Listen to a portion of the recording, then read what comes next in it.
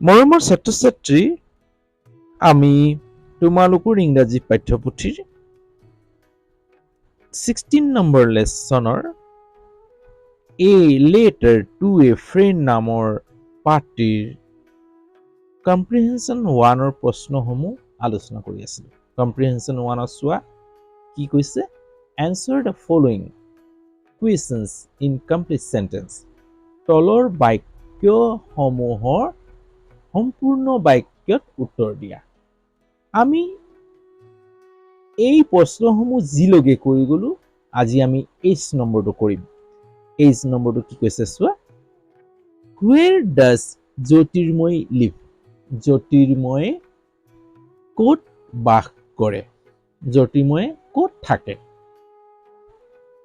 জ্যোতিৰ্ময় ক'ত থাকে? চোৱা ইয়াত থাৰ্ড পাৰ্চন ছিংগুলাৰ নাম্বাৰ হোৱাৰ বাবে জ্যোতিৰ্ময়ৰ নাম, অৰ্থাৎ নাম শব্দটো সদায় থাৰ্ড পাৰ্চন ছিংগুলাৰ নাম্বাৰ হয়। হ'ল তৃতীয় পুৰুষ একবচন, একবচন তৃতীয় পুৰুষ হৈছে।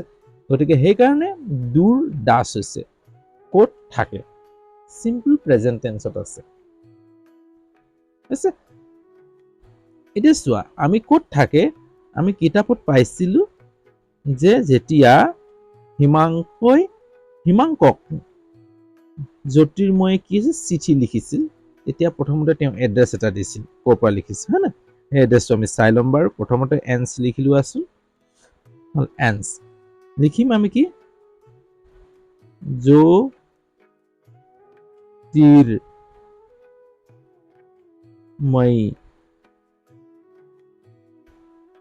লিভ। এতিয়া চোৱা এই ডাছৰ ইয়েছটো লগাই দিয়া ইয়াত, ডাছ লিভছ, কাৰণ Jyotirmoy third person singular number, simple present টেন্সত সুধিছিল, আমি চিম্পল প্ৰেজেন্ট টেন্সতে লিখিম উত্তৰটো, হ'ল জ্যোতিৰ্ময় লিভছ। ভাৰ্বৰ লগত এছ বা ইয়েছ যোগ হয় চিম্পল প্ৰেজেন্ট টেন্সৰ বাক্যত, হয় নহয়, জ্যোতিৰ্ময় লিভছ হৈ গ'ল। ক'ত বাস কৰে আমি পাঠটোৰ পৰা চাওঁ আহা। এতিয়া চোৱা পাঠটোত কি দিয়া আছে, ওপৰত চোৱা, কিৰিংগ মিকিৰ পথ ক'ৰ পৰা হৈছিলে, কিৰিংগ মিকিৰ পথৰ বৰবাৰী গুৱাহাটী 36 লাইন।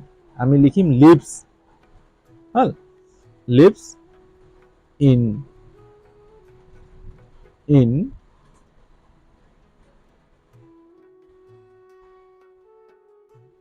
কিৰিংগ মিকিৰ পথ, হ'ল বৰবাৰী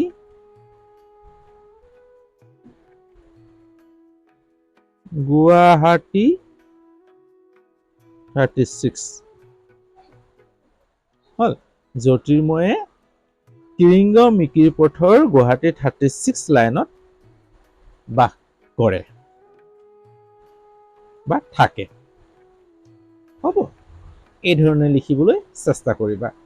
তোমালোকে যিমানে পঢ়িবা তেতিয়াহে শিকিবা, গতিকে পঢ়াত অৱহেলা নকৰিবা, যিমান পাৰা শিকিবলৈ চেষ্টা কৰিবা। মই এই ধৰণে শিকাবলৈ চেষ্টা কৰিলো।